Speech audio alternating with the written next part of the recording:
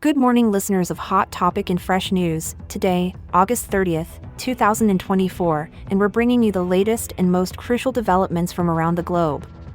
In eastern Ukraine, President Volodymyr Zelensky faces dwindling support as the conflict with Russian proxy forces persists.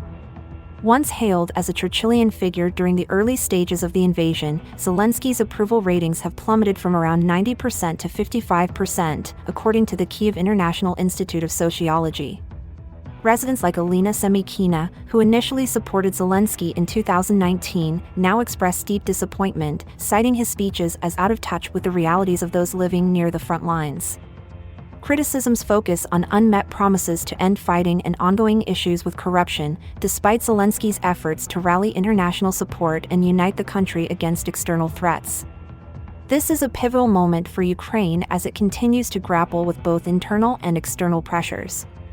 Stay tuned as we continue to monitor this developing story and more from around the world. Hello everyone, welcome back to Hot Topic and Fresh News. I'm your host Emily, coming to you live from New York City. And I'm David News Talk, joining in from San Francisco. It's great to have you with us, David. Listeners, don't forget to subscribe and turn on notifications to stay updated with all our latest broadcasts. Now, let's dive into the headlines.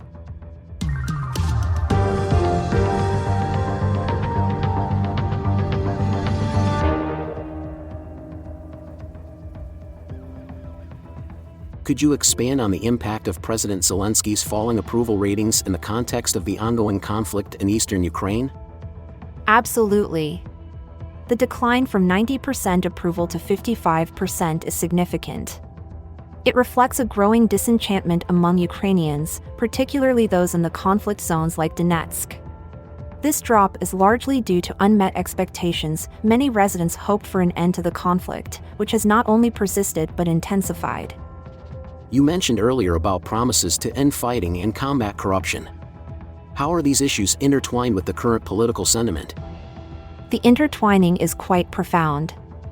Corruption and the inability to end the fighting are seen as two sides of the same coin, signaling failure in governance and reform.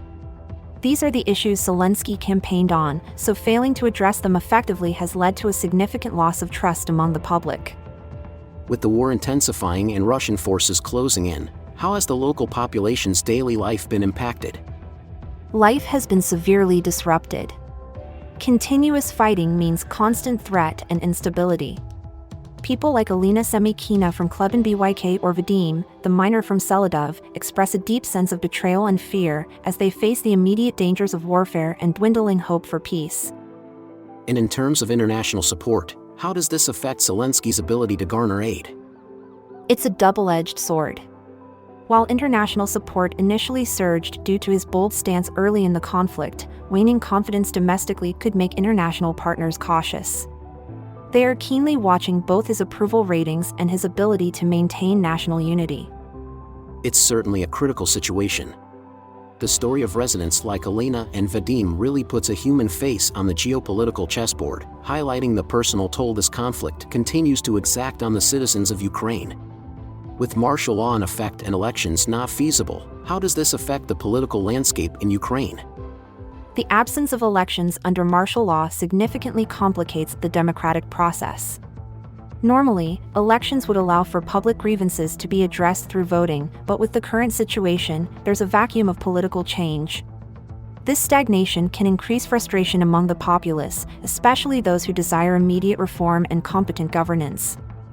Despite some dissatisfaction, Zelensky has had successes on the international stage, correct? Yes, indeed. His efforts to secure advanced military aid and push Ukraine towards European Union membership have been significant. These actions have not only bolstered Ukraine's defense capabilities but also strengthened its international standing, rallying support from many countries.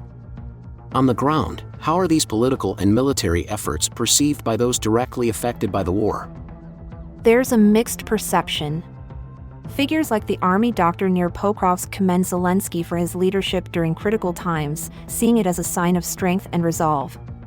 However, civilians like Irina Cherednichenko feel that despite his visits and promises, the enduring issues of corruption and inadequate governance overshadow his achievements. What can be inferred about Zelensky's leadership style from these varied responses? It suggests a leadership style that is somewhat polarizing. While his bold actions and visibility during crises are praised, there's a clear call for not just symbolic gestures but tangible, systemic changes that directly impact the daily lives of Ukrainians facing the hardships of war.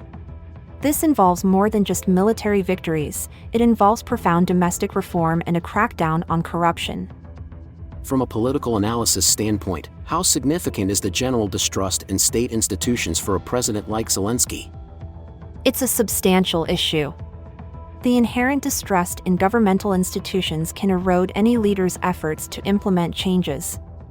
For Zelensky, it means that even successful initiatives might be viewed with skepticism. This environment makes his task more daunting, as he has to work doubly hard to gain and maintain public trust while managing a crisis. Given the challenges, what steps could be taken to mitigate these issues of trust and corruption? The key is transparency and tangible results. Zelensky must address corruption head-on with visible prosecutions and reforms, while also keeping the public regularly informed about the progress and setbacks.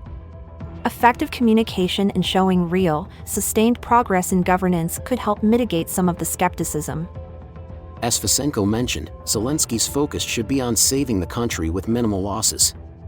How does this shape his strategies moving forward? It's a shift from thinking about political survival to national survival. This perspective requires prioritizing strategic decisions that protect the populace and stabilize the country economically and socially. It's about long-term gains rather than short-term political points. Finally, as Fisenko noted, Zelensky will likely be remembered as a striking figure in Ukrainian politics. What could this legacy mean for future leaders? His tenure will certainly be a benchmark for future presidents. It highlights the importance of crisis management, the need for strong international relations, and the imperative of internal reform. Future leaders will have to navigate these challenges with the example of Zelensky's tenure in mind, for better or worse. Thank you all for joining us on Hot Topic and Fresh News today. We delved deep into the ongoing situation in Ukraine, examining the challenges and responses under President Zelensky's leadership. Your engagement means everything to us, so don't forget to subscribe, hit that notification bell, and share our content on your social circles. We value your thoughts, so please leave us a comment. And hey, make sure you keep those notifications on. We've got some exciting content coming up that you won't want to miss.